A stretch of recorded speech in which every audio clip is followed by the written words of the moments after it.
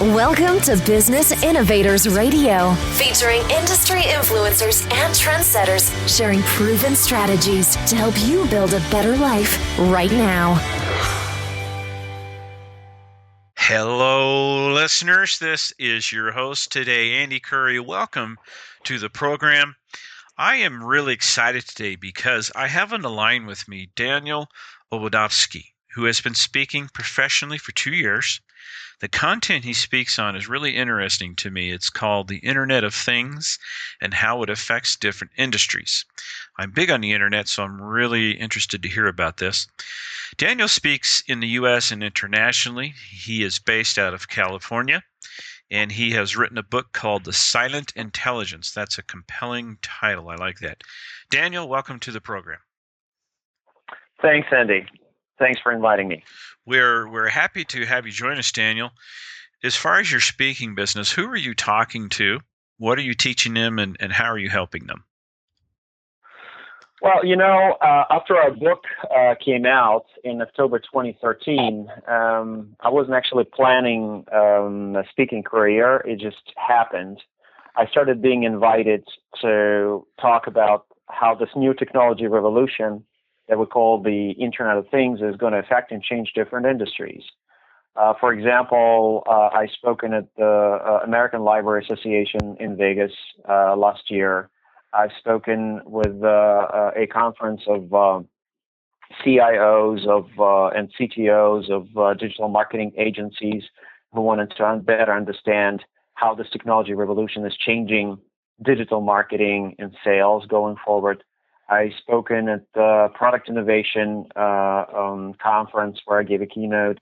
We talked about how the Internet of Things is changing product management and manufacturing in general, and many different conferences. For example, in June, I was in Israel at the Educational Technology Conference. Very, very exciting, with a lot of insights into the future of education. And there I was speaking about how the Internet of Things is changing the education and how you can get direct feedback. So if I would summarize to what some of the key messages in a nutshell is we are living in a very exciting time, that a lot of things are becoming possible, that those little sensors and those that they're being attached to actually our own bodies, like Fitbit device, fitness monitoring devices, or smart watches, or so on, that can monitor our vital information like blood pressure and so on and so on. They're giving us a lot of insights about ourselves. There are also insights into our cars, insights into our homes, security, and so on and so on.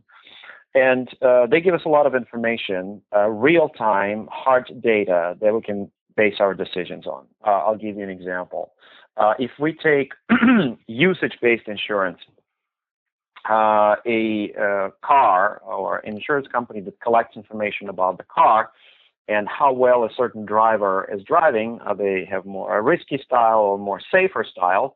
So for a safer driving style, they're being rewarded by a better premium. You've probably seen this in the advertising. So as a result, the insurances are basing their decision based on the specific profile of a specific individual, based on the hard data they're getting, instead of just, kind of generalized demographic assumptions and guesswork. So I think that's kind of the major shift that's happening. So our knowledge about our products, our health, and so on starts being based on very specific real-time data that we can now collect. But with that, there also come a lot of challenges, such as security of this data and privacy of this data, and understanding of who owns this data. So in my presentations, in my keynotes, first of all, I definitely like to talk about the opportunities that this new technology brings, but also about what are the challenges and how can we overcome those challenges, and what is that we can be, or maybe should be really be afraid of. And finally is, what kind of a future do we all want to live in? Is it the future overwhelmed by technology, or is it the future where actually technology takes more of a subservient role and just delivers what we need at the right time instead of overwhelming us? With anything new, especially technology, as you know, certainly creates opportunities, but also has its consequences or challenges, however you want to phrase it. And as far as the opportunities that you talk about, what are you telling some of the groups? What are some of the big opportunities that you see? Well, Andy, and by the way, I completely agree with you. They're, kind of a combination of both opportunities and challenges. But let's take one example. Let's take healthcare. Because for the first time in the history of mankind, it's possible to collect sample data from millions of users. Traditionally, if certain, medical healthcare provider needed to do a study or research, they had to find a group of volunteers. And how many volunteers would they get? Maybe a few dozens, maybe a few hundreds. If they're very lucky, maybe a few thousands. And they would have to pay them usually, and it would be limited by time, how long they need to collect data. Now, Fitbit, there are millions of people that are using Fitbit device. There are millions of people already have Apple Watch, and so on and so on. There's a lot more those wearable devices. So the sample is absolutely huge. Imagine how much impact this can have on healthcare, getting this information readily available and being able to monitor people in real time. So they can detect potentially early stages of dangerous diseases and early enough so they can intervene and save human lives. They can detect some side effects of a potential treatment and notify healthcare professionals or caregivers at the right time. So I believe this opportunity has a tremendous potential. Are they doing that now? They're starting to do that now. I think they're kind of both healthcare providers and insurances are embracing this whole idea that now they can get access to all this data and what they're actually going to do with this data, right? So we're still at the early stages, but I think we're realizing more and more of this potential.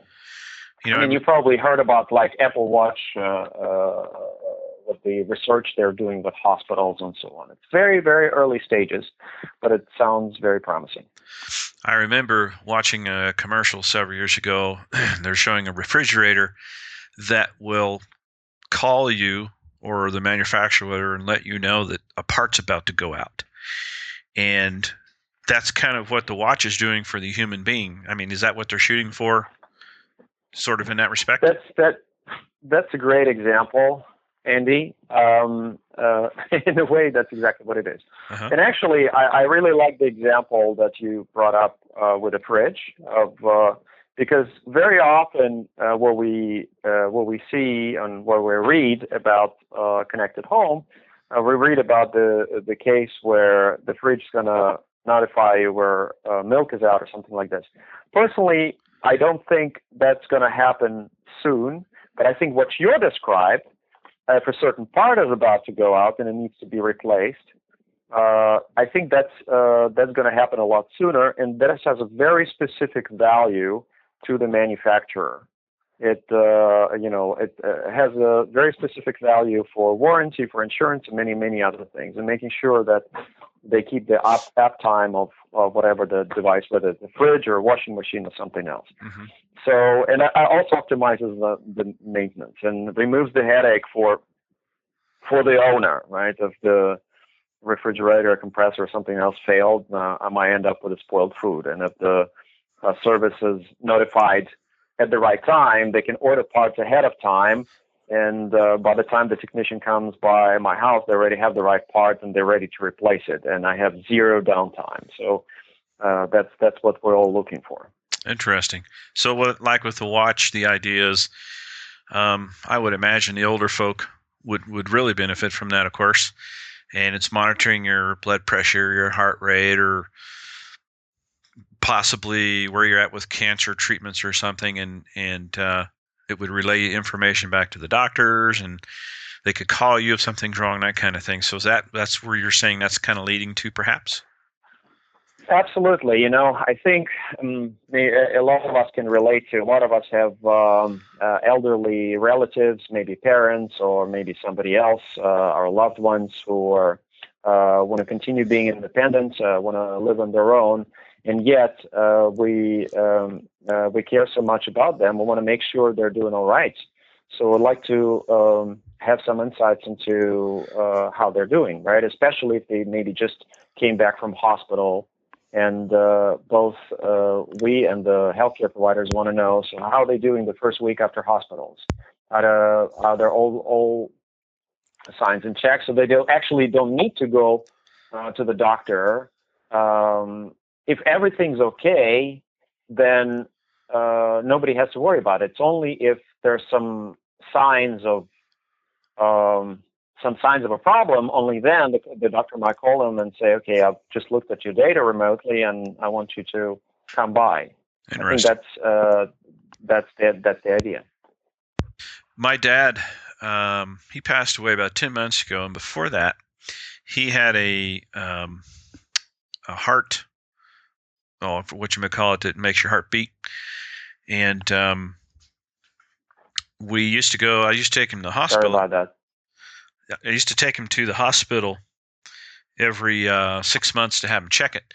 And the last 6 months of his life or so, they gave us this little machine that we could put in his bedroom that would face toward him, and it would register what's going on with his pacemaker and his heart.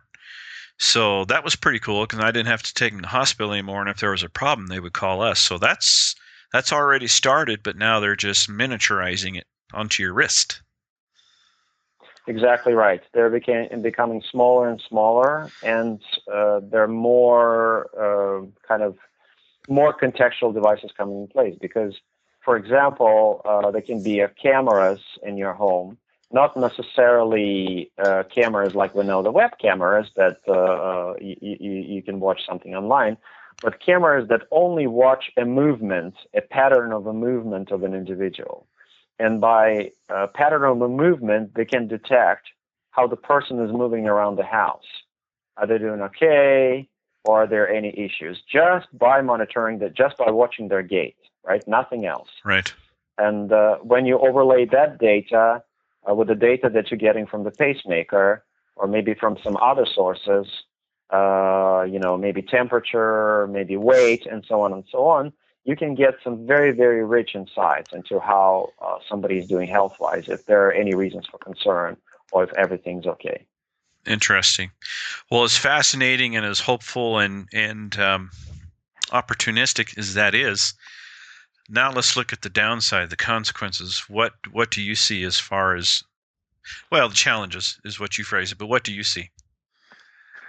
Well, one of the biggest challenge I would say is the hype, because when you get a lot of hype, the expectations are set a little bit too high, and people expect things happening overnight, and us having the availability of a lot of those things almost like tomorrow, which is unfortunately not going to happen. It takes a lot more time for many reasons. First of all, for consumers to accept the technology and adopt the technology and get used to it and so on. But on the other hand, also make sure the technology delivers on its promise, because there are many, the hardware needs to work with software. It needs to be integrated in other systems and share data and analyze this data properly. And while a lot of work is being done today, it's just taking time. So personally, I'm a little bit concerned about too much hype, because it usually leads to kind of a downturn. People get disillusioned, they get frustrated, and they kind of move on to something new, and that usually leads to some drop in investments in the technology. So far, we're not seeing this with the Internet of Things. The investment has been very steady, but that's kind of a thought of caution on this thing. But on the other side, we have very real concerns, or very real threats of security and privacy, because the moment things become remotely or wirelessly connected, they automatically become potentially vulnerable for attacks, right? Right. What if somebody can hack into a pacemaker, or somebody can hack into, a healthcare device? I mean, just imagine what impact can that have. I mean, even if you think about something so benign as like, who would care about hacking into my fridge and into my refrigerator? Well, actually, just recently there were a couple of examples of people hacking into a fridge and hacking into somebody's Google account through their fridge, because their fridge was connected to their to their Google account. That is amazing. Yes, or like using a refrigerator IP address to send a malicious attack to very real users on the internet. Huh. So things like that, right? Or if you have a cargo tracking or vehicle tracking device, hacking into that, impersonating the device, and making it look like it's somewhere where it's not, and in the meantime hijacking the actual vehicle, right? Right. Or I can portray another crazy scenario. Like, imagine all the thermostats, connected thermostats around many houses. What if somebody hacks into 1,000 thermostats and lowers the temperature, which makes the air conditioning automatically jump on? If it automatically jumps on around like thousands of houses, imagine what it can do to the grid, right? It can potentially cause a blackout, right? Mm-hmm. So there are a lot of those potentially like dark scenarios that hopefully won't play out, but we need to be aware of them, and we need to protect those devices, and we need to ensure the security. And another aspect, of course, is the privacy, which is more of a, I would say, kind of a legal, regulatory issue of who gets access to my data, right? If it's my healthcare information, it's information about my behavior, who's going to have access to that, and what impact is it going to have? What if my employer is going to have access to this information? How are they going to treat me? As if I potentially can be disadvantaged because they now have insights into my fitness, for example, habits. And what if they decide that I'm doing too much fitness or too little fitness or whatever, right? So it's a potential concern. What if financial institutions, credit institutions, going to get insights into our driving behavior, or some other things? Are they going to start refusing credit based on some of the things they're getting? So there are a lot of those concerns that need to be clearly addressed, and we need to kind of, as consumers, we need to understand that we in much more driving seat when it comes to our own data that needs to belong to us. When you just said a second ago, would your credit be denied because of, for instance, for whatever reason, that didn't even occur to me, and that made me think. You can come up with all kinds of scenarios, but there's just so many unintended consequences, I think, that you just still don't know. So that really opens our eyes. That's fascinating, Daniel. Thank you for sharing that. Now, how can people get a hold of you should they want to have you speak or learn more? Well, they can definitely go to our website, which is thesilentintelligence.com. Or they can follow me on Twitter, which with the handle Silent Intel Book, and I definitely would love to talk more about the topic that I'm very excited about. Okay, well, Daniel, thank you so much for joining us and pulling back the curtain and letting us see what goes on in your speaking business. That information is fascinating, and people really need to know about that. Thank you so much. Thank you, Andy. Thanks for listening to Business Innovators Radio. To hear all episodes featuring leading industry influencers and trendsetters, visit us online at businessinnovatorsradio.com today.